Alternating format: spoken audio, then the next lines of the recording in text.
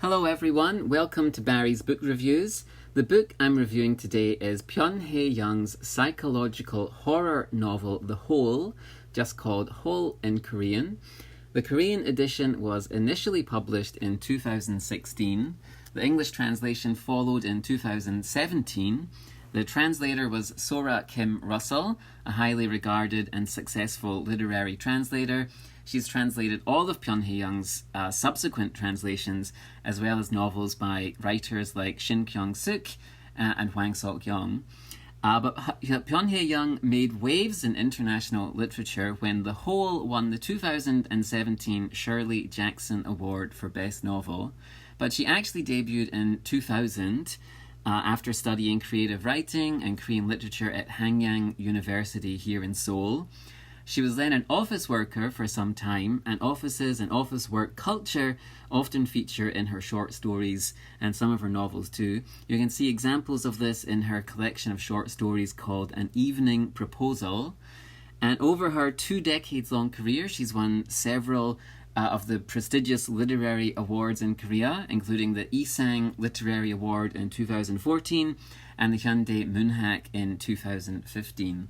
And Pyun often writes about alienation in modern life, and her stories frequently include disturbing imagery and ideas, and we can see all of these things in The Hole.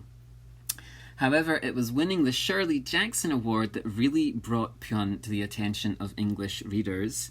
The Shirley Jackson Award is a relatively new award. It was launched in 2007 to celebrate psychological suspense and horror novels and short stories. And it is, of course, named after Shirley Jackson, who died in 1965 and is a famous horror mystery writer who wrote the novels The Haunting and We Have Always Lived in the Castle, as well as the short story The Lottery. Pyun Hye-young is the first Korean writer to win the award, and I believe still the only Korean writer to win. Other winners include Jeff Vandermeer for Annihilation and Emma Cline for The Girls. And when Pyun won, it led to her being called the Korean Stephen King, perhaps inevitable, if a little lazy, as The Hole does feature some elements that are similar to King's novel Misery.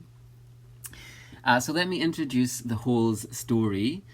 Oghi is a moderately successful middle-aged university professor in a deteriorating marriage. The story begins when he and his wife are involved in a car crash. His wife dies instantly while Oghi is paralyzed. When he wakes up after the accident, he is released into the care of his mother-in-law, the only close family member he has left. Unfortunately, the doctors are not optimistic about his condition, and at first he can only communicate by blinking his eyes. A very claustrophobic experience, I'm sure. Eventually, he slowly, painfully recovers the partial use of his left arm and his hand, and then what follows is a slow-burning, squirm-inducing, and deeply uncomfortable psychological horror story as Oghi's mother-in-law becomes increasingly restrictive and abusive. So he's essentially trapped in bed, recovering, and has to try and escape from his mother-in-law somehow. It's a great concept. It's very unsettling. It's also very imaginative. Like, how can he communicate with the outside world? How can he move? How can he somehow draw attention to the fact that he's suffering, that he's being abused and tortured? And we also have the question of what is the mother-in-law's motivation? And as he's trapped there, Oghi wonders why this is happening to him. He reflects on his life, he reflects on his marriage, and he also reflects on the many bad decisions, both personal and professional, that he's made in his life. The reader realizes that maybe Oghi isn't such a good person. Perhaps the car crash wasn't even an accident. We begin to wonder what was the nature of his relationship with his wife. And then we also have the whole of the title.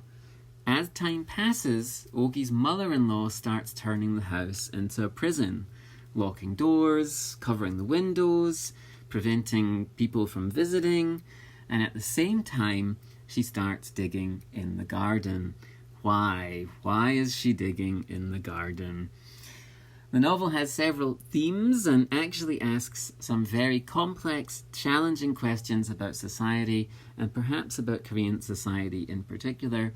Oghi is quite successful. He's a tenured professor, but his success has come from some rather underhand actions. He's stepped on people to get ahead. There's a quote from the novel that reads as follows: "The 40s were ripe for sin, and there were two basic reasons. Either you had too much or you didn't have enough.